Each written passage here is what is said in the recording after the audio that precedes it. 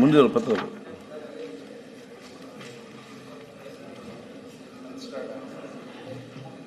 ಅಲ್ಲ ಅಲ್ಲ ಅಲ್ಲ ಸಭೆಯ ಮುಂದೆ ಇಡುವ ಪತ್ರಗಳು. ಮಾನ್ಯ ಅಧ್ಯಕ್ಷರೇ, ಮಾನ್ಯ ಮುಖ್ಯಮಂತ್ರಿ ಅವರು ನೀವು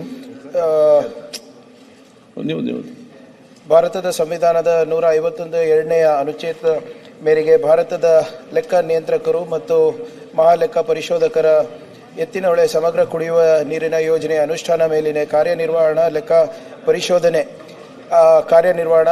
ಪರಿಶೋಧನೆ ವರದಿ ವಾಣಿಜ್ಯ 2025 ವರದಿ ಸಂಖ್ಯೆ 10, ಸ್ಮಾರ್ಟ್ ಸಿಟಿ ಮಿಷನ್ ಅನುಷ್ಠಾನದ ವರದಿ ಕಾರ್ಯನಿರ್ವಾಹಕ ಲೆಕ್ಕ ಪರಿಶೋಧನೆ ವರದಿ ಸಿವಿಲ್ 2025 ವರದಿ ಸಂಖ್ಯೆ 11 ಇವೆರಡನ್ನೂ ಕೂಡ ಮಂಡಿಸುತ್ತಿದ್ದೇನೆ.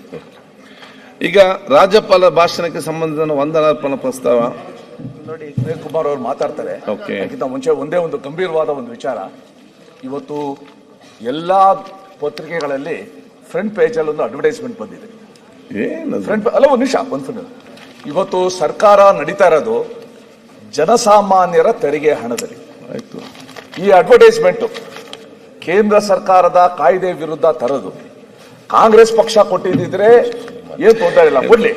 ಆದ್ರೆ ಗ್ರಾಮೀಣಾಭಿವೃದ್ಧಿ ಮತ್ತು ಪಂಚಾಯತ್ ರಾಜ್ ಇಲಾಖೆ ಈ ರೀತಿ ಒಂದು ಅಡ್ವರ್ಟೈಸ್ಮೆಂಟ್ ಕೊಟ್ಟು ಕೇಂದ್ರ ಸರ್ಕಾರ ಜಾರಿಗೆ ತಂದಿರುವ ವಿಬಿ ಗ್ರಾಮ್ಜಿ ಗ್ರಾಮ ಪಂಚಾಯತಿ ಅಧಿಕಾರ ಉದ್ಯೋಗ ಖಾತ್ರಿಯ ಮರಣ ಶಾಸನ ಅಂತ ಕೊಟ್ರೆ ಇದು ಸ್ಪಷ್ಟವಾಗಿ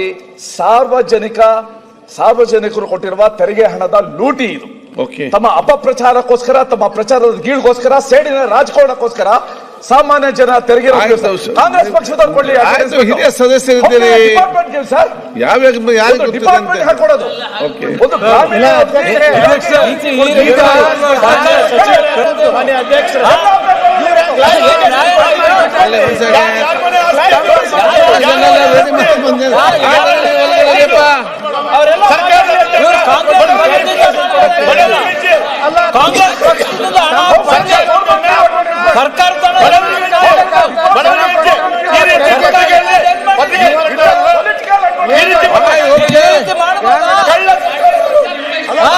ಕಳ್ಳ ಸರ್ಕಾರ ಇದು. ಅವರು ಮಾತಾಡ್ತಾರೆ, ಉತ್ತರ ಕೊಡ್ತಾರೆ, ನೀವು ಕೂತ್ಕೊಳ್ಳಿ. ಈಗ ಎದ್ದು ನಿಂತು ಏನ್ ಮಾಡ್ತಾರೆ ನೀವು? ಅಡ್ವರ್ಟೈಸ್ಮೆಂಟ್ ಅವ್ರು ಉತ್ತರ ಕೊಟ್ಟಿದ್ದಾರೆ. ಪೇಪರ್ ಒಂದು ಅಡ್ವರ್ಟೈಸ್ಮೆಂಟ್, ನೀವೊಂದು ಅಡ್ವರ್ಟೈಸ್ಮೆಂಟ್ ನಿಮ್ದು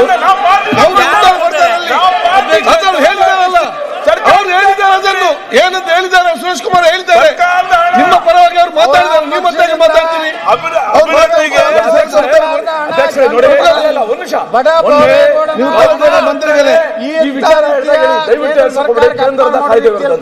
ಇಲ್ಲಿ ಮೇಲ್ಗಡೆ ಕರ್ನಾಟಕ ಸರ್ಕಾರದ ಎಂಬ್ಲೆಮ್ ಹಾಕಿ ಅಡ್ವರ್ಟೈಸ್ಮೆಂಟ್ ಪ್ರಕಟಣೆ ಗ್ರಾಮೀಣಾಭಿವೃದ್ಧಿ ಮತ್ತು ಪಂಚಾಯತ್ ಎಲ್ಲಿ ಯಾವ ಮಟ್ಟ ಹೋಗ್ತಾ ಇದೆ ಮಂತ್ರಿಗಳೇ? ಯಾರ ಪುನ್ ದುಡ್ಡ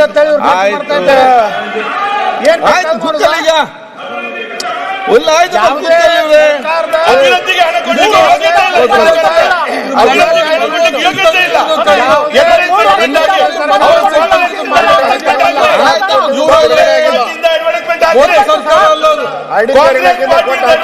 ಬಿಡುಗಡೆ ಆಗಿಲ್ಲ.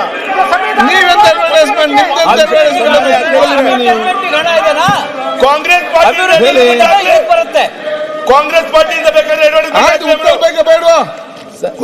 ಅಧ್ಯಕ್ಷ ಇದು ಕೇಂದ್ರ ಮತ್ತೆ ರಾಜ್ಯದ ಎರಡೂ ಪಾಲಿದೆ.